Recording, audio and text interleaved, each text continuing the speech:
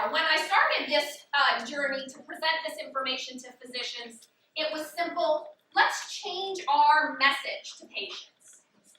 So I like to start with this quote. This is a quote by Dr. Eric Westman, who is arguably one of the most famous obesity doctors in the world from Duke. Many of you know that Monica and I actually went out there to spend some time with him in May.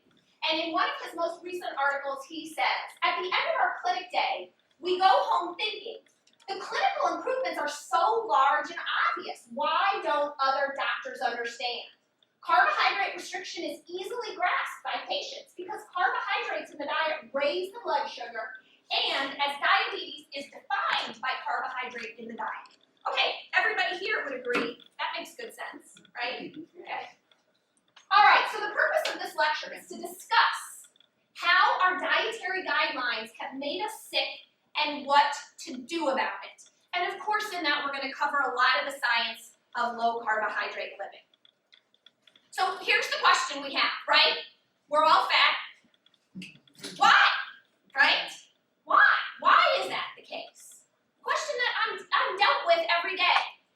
And I think we have the answer. One of the first things we have to go back is look, when did this problem start, right? It wasn't always going up as a straight line, right? Look at this. This is where it started. Let's take that down and go, what was the year there? We got to say, what happened there? Right there in the late 70s. I think you guys probably all know the answers to this, right? Oh, it was 1977 to be specific that our dietary guidelines came out. And what did they say? Let's note. Hey, people, increase your carbohydrate intake to 55 to 60% of your diet. And decrease your fat, right? Because fat's bad. So this became the most beloved food pyramid, right? Everybody knows and remembers growing up with this guy, right? Okay, so the recommendation is to consume at least half of the total energy each day from, remember, the one macronutrient science has been unable to find a need for in humans. Why? That's crazy. Ever met anyone with carbohydrate deficiency before? Anybody ever found that? Yeah. Okay, they don't exist, right? All right, so the goal here of the dietary guidelines, does everybody remember this cover, right? I'm not aging myself, right? We all remember this cover. The goal of the dietary guidelines, folks, 0 disease, right? We remember that. So is that what happened? Okay, here it is. This is the first year the CDC had data on the obesity rates in this country, okay? And as we can see, oh, yep, there's good old Indiana, right? That's the highest one. But let's look, though. Even in the highest states, the obesity rate was only 10 to 14%. Okay, 1985, this is 5 years after the food pyramid came out. So what happened? 86, 87, 88. Oh my goodness. Oh my gosh. Here we go. So we've only got, whoops, actually I won't go too long. 6 years later, and we've had to add another category here. So what happens now?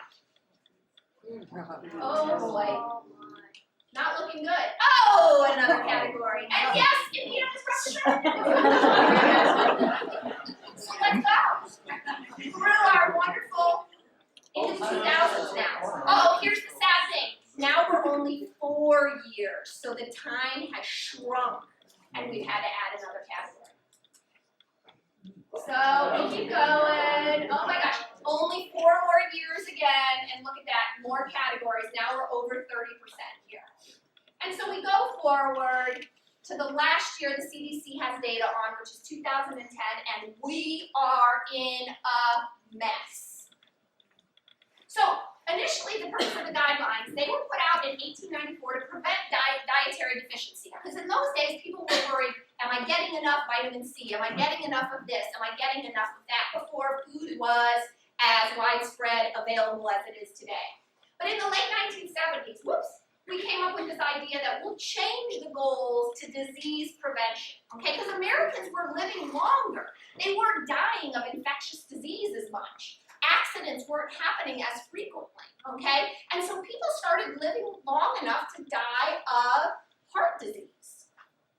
So they were intended only for healthy populations, but they're applied to people who are not healthy all of the time. So this is what we used to know, which is pretty fascinating. If you pull out textbooks and literature from way back when, 1920, they knew then what the problem was. How many people grew up with Dr. Spock, right? Okay, or your parents were advised by Dr. Spock. Oh, Dr. Spock knew already. This isn't brand new information, okay? It was out there. We just used to know it. Okay, so how did it all change? Well, it all changed with something called the diet-heart hypothesis. Now, this was something that started around the time of World War II, and it started with some rabbit research. So why does anyone care that it started with rabbit research? Well, actually, that's a pretty important fact here, because the studies that were done on cholesterol and heart disease were done on herbivores, animals that have no cholesterol naturally in their diet.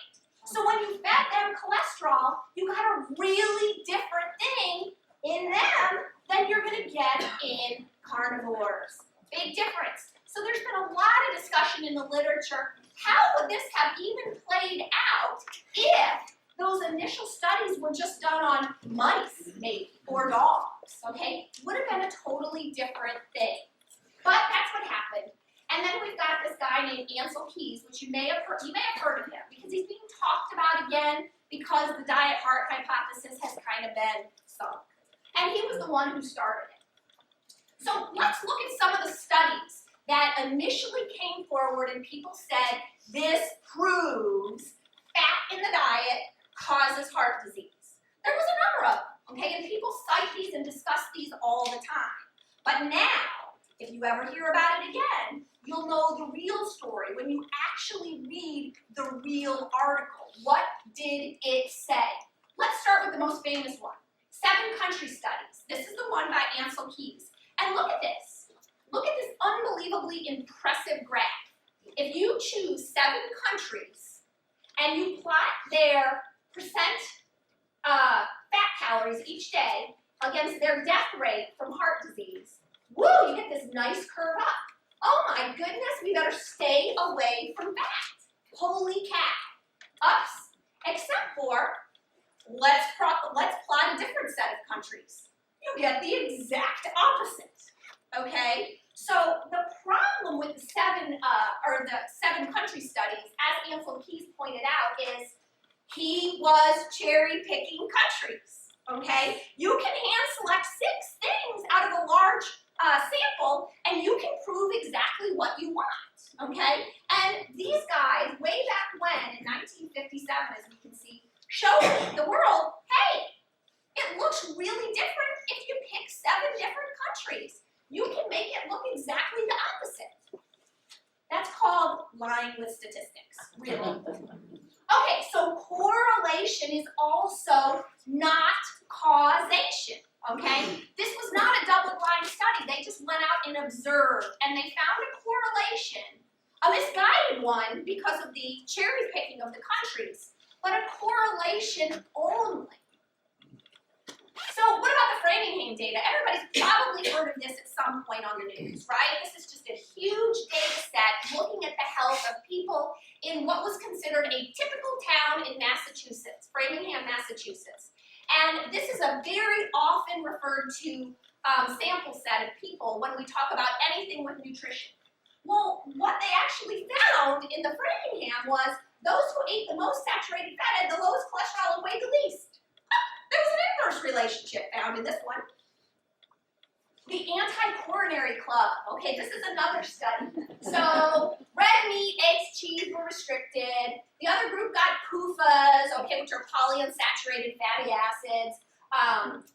Then there was the typical diet. The lower fat group did decrease their cholesterol, but at 10 years there were more deaths with the lower fat people. Isn't that what we care about, right? Okay, that's what we care about, yeah.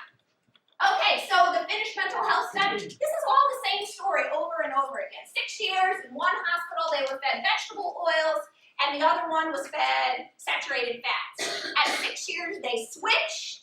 okay? And what did they find? They did find that there was a decrease, in the cholesterol and heart disease in the lower fat polyunsaturated group. But this study was so flawed that it actually prompted a critique written by a bunch of scientists at the time, published in one of the most prestigious journals in the world. So the coronary primary prevention trial looked at a cholesterol-lowering drug that's not a statin, okay? And they gave everybody the same diet, but one group got the cholesterol drug and one group didn't. There was a 19% decrease in the treated group in heart disease. Oh my gosh, stop. This proves it. This is one of the most cited studies ever to prove what we eat fat-wise causes heart disease. But hey, overall deaths are the same, but here's a bigger thing. Absolute versus relative risk. So this is something that we hear in the media all the time. Oh my goodness, death rates doubled, okay? Well, if the death rates were 1 out of 100,000 people, and they all of a sudden went to 2 out of 100,000 people, guess what? They don't. And that's what the media picks up on, and this is why it's so confusing. So that super 19% was minuscule in cardiovascular deaths, but again, the same in overall deaths. But this is the study everybody wants to look to. But absolute versus relative risk matters. Okay, the Mr. Fit study. Oops, look at this. Oh, higher cholesterol, more deaths. Oh, this came out a little blurry. Sorry about that. Okay, but let's look at the different graph from the same study. Oops, wait a minute. Those guys down here weren't doing so good, right? So actually, when you look at all the data, the people with the lowest cholesterol died more often too. Okay? So what are you going to do with that? I don't know. yeah, okay. But the study is also cited all the time. Oh my, but they only show you the one graph, right? Whoops, we don't want to confuse you. Yes, we did. Okay? So, all right, here's my favorite one. The Women's Health Initiative. Who remembers this? Coming out, and they said what? Don't take hormones, right? Everybody remember that? On the cover of Time, don't take hormones. And that's all we remember about that study is that hormones are bad. Well, here's the thing. Do you know what? That's not what the study was intended to look at. It was a side note. The study was set out as the big, proof positive that fat causes heart disease. That's what the study was about. Even most doctors don't realize that because all we remember is the hormone bit. But it wasn't. And the conclusions, over a mean of 8.1 years, a dietary intervention that reduced total fat intake and increased intake of vegetables, fruit, grains, did not significantly reduce the risk of heart disease, stroke, cardiovascular disease, in postmenopausal women, and achieved only modest effects on CVD risk factors, suggesting that more focused diet and lifestyle interventions may be needed to improve risk factors and reduce cardiovascular disease risk. Or a different approach, right? What do you mean? Let's just say it didn't work, okay? It didn't work. All right, so other guidelines have followed, right? We've got the Heart Association specific, the American Diabetes, blah, blah, blah, but they all follow the general principles of the Dietary Guidelines. Okay, so here, this is so confusing. Literally, this is what they say. A Heart Association. Eat carbohydrates, but they raise triglycerides, so maybe don't. Maybe don't. I don't know. Okay. Don't eat fat. Well, don't eat too little either. Actually, we don't know how much fat you should be eating, so we'll give you as many ranges, and well, I guess you pick. I mean, seriously, this is the translation within the very first couple paragraphs of the Heart Association recommendations. The American Diabetes Dietary Recommendations advise 45 to 65% of calories for the non-essential macronutrient class that caused the disease in the first place. Whoa! Doesn't make sense. Okay, nowhere in the ADA, this is the diabetes people. Position statements is the goal of reversing disease. What? What? They just want you to get sicker? What about getting better? Where's getting better in here? And here's what they say. This is truly comical, guys. Sucrose, remember, that's sugar. Containing foods can be substituted for other carbohydrates. This is already not good, okay? In the meal plan, or if added to the meal plan, covered with insulin. Oh, just take more drugs. The population is insulin resistant or worse. Certainly jives with what this research article showed, okay? And of course, we all saw the CDC maps. I'm sure that doesn't really surprise anybody.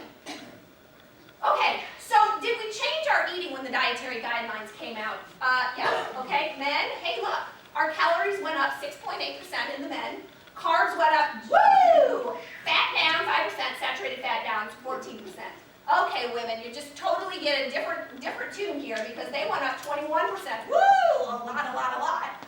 Carbs went up 38%. I totally feel that this thing in women all has to do with our periods and chocolate, right? Right? That's why we ate more, okay? Fat up 11%, saturated fat up 3%. So we did. We changed. We ate a lot more carbs. We listened. So does adherence matter? So if anybody actually follows the dietary guidelines that are so frustrating because they don't work, do you actually stay well? No. No? Okay. No. That's been shown. Okay. So criticisms have been made before. In 2008 and 2010, there were calls for, hey, let's maybe rethink this. It's not working so well. We seem to be getting sicker. Okay. This was published in some well-known journals. And what about the issues with the guidelines? Now, this was a fantastic research article that came out that talked about what you guys have heard me bang my fists about many times. Financial conflicts. Who's paying these people who are writing the guidelines? Why can't we get it right? Here. I'm sorry for this. This is the only way I could do it, taking a picture, because you can't actually plug this part of the research study into a PowerPoint. Surprise, surprise. This is who is paying these people who are writing it. Just to let you know, this is just the drug companies. They're all drug companies. Okay? This is who's paying them. This is my favorite, though. Look at this. This is the American Heart Association Obesity Guidelines, paid for by Pepsi and Gatorade. Awesome! Awesome! Woo! We love that, right? I mean, well, there's no conflict there. Okay, this is my favorite, yes. So what were these dietary guidelines? An experiment.